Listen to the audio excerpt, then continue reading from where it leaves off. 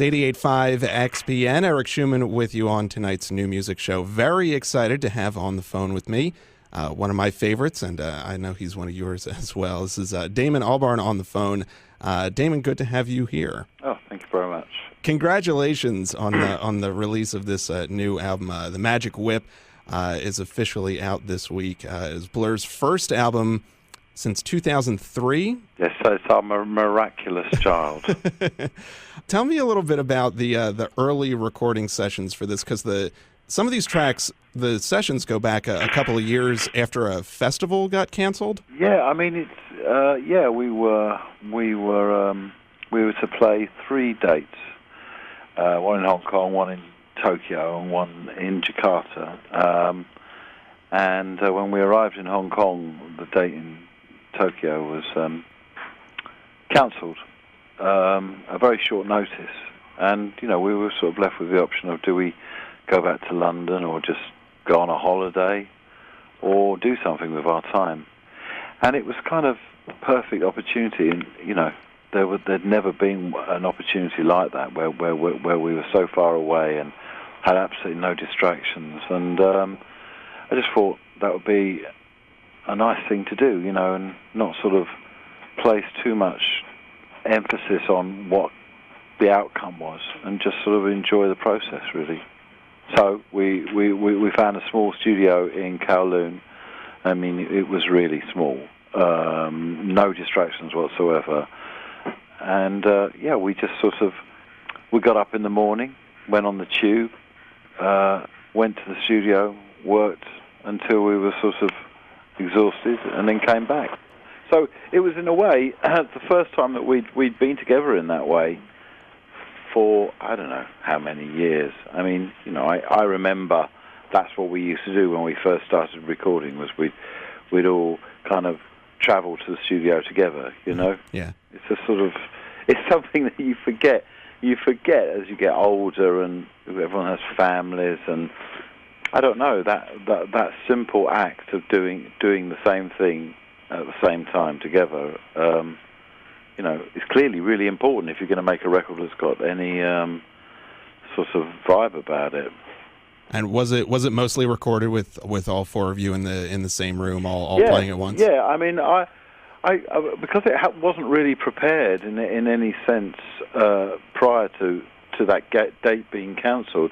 All I had was just sort of some stuff on my garage band. I always got loads and loads of bits and bobs knocking about, and I just kind of, what I had on there at the time is what we started the conversation with, really. I'd play an idea that I'd either sort of, you could see people were sort of into it or it wasn't going to go anywhere, and we'd just play around with that for a few hours, and then when we got tired of that, we'd go on to another idea, and that's kind of sort of how it played out for 5 days. And at the end of it, it felt like, we've had a really good time doing this, but what have we actually done? And I didn't really give it much thought after that. I thought, I've enjoyed that. That was a nice thing for us to do together, but I'm not sure that there's a record in it. And it was left like that until Graham kind of called me up 18 months, maybe 2 years later, and said, I really fancy having a look at that stuff, And we thought there must be about 40 hours music. And I went, all right, well, be my guest, sort of thing. And he went away, and I think he realized that it was a big job. So he sort of delegated Stephen Street, or elected, should I say, Stephen Street, to sort of take all that material. And having that relationship that we had with him, he was clearly someone who was going to be able to sort of identify which bits were sounding like us and other bits that weren't so sort of, blurrish in a sense. And I think that's how it sort of developed, really. And then Graham then, I think, sort of did some of his own bits, which is very much what we always used to do in the studio. But this time we were sort of doing it on our own in a sense, which I think is sort of kind of worked really well, because I don't really like that sort of sitting around in the studio while other people are doing their thing. I love playing together, and then I'd like to carry on working. So it was it was the right thing. And then so he came to me with it, finished. Stevens turned up as well, and they played it, and I was kind of, I suppose, a little sort of worried. No, worried's not the word. I was sort of sensitive to the fact that I might not like it. It might feel wrong, in the sense that it had been made sort of in isolation. Because there was so much distance between the time you'd recorded it and the time you'd heard it. But I started listening to it, and the brilliant thing about it is I couldn't remember what it was I was listening to. So I actually was listening to it for the first time ever, fairly objectively. It had guide vocals and lyrical ideas all over the place, but nothing sort of absolutely was articulated from beginning to end. When they played it all, I realised that, right, there's no more procrastination allowed from me, and that we had sort of the genesis of an album, and I took it on from there.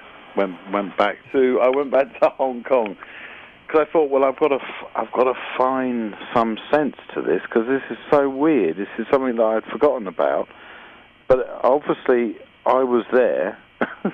But I need to go back to remind myself who I was or where I was, and that's how I managed to sort of finish it. It's because I arrived back tired after touring with the Heavy Seas from Sydney, and immediately everything I sort of relived really prosaic things of making a record.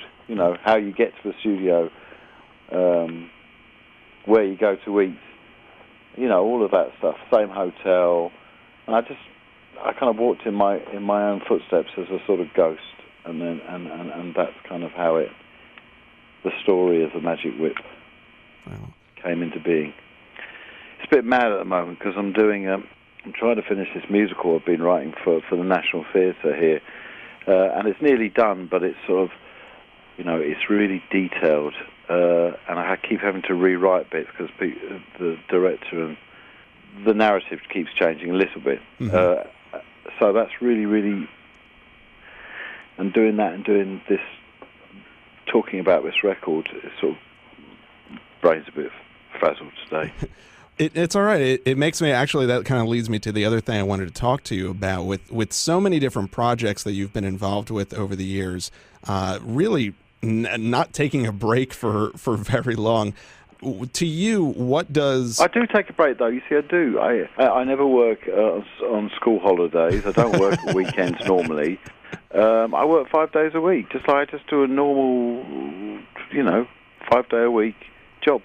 I get quite good holidays because it's the same as a teacher's holidays, I suppose. Do you find that keeps your work ethic in good shape, or your creativity in good shape? That's just what I do. I'm a working musician who likes to write, so it's perfect, really. I mean, I love what I do, so the fact that I can treat it like a job as well is fantastic. I know that there's a whole bunch, and it doesn't seem to be very many non-American musicians who have gotten together in the past couple of weeks to really stake their claim on music streaming. And I was just wondering, as someone who has been a part of the music industry for nearly, going on 30 years. Yeah, I was just wondering your take on that. I don't get the business plan there, because I mean, they're asking you to pay for something people already get for free. I don't really understand that. I think once something is free, you can't then go back and charge people for it. Is there? Do you think is there any safe way out? I just think I just think the music is the most important thing, and if you want to make money out of music, work hard at it. Don't try and sort of, work hard at the music, and then something good will happen, because it's such a positive thing, music making. I don't know why it's so sort of important to accrue such status around it. The music should be the status, not what it accrues. well put way to put it. Thank you. Well, that's my position. Just the one more thing I wanted to ask, and you kind of alluded to this, the musical that you're working on. I was going to ask you what is the next project that we might hear from you. Can you tell me a little bit about the musical? Yeah, it's called Wander.Land.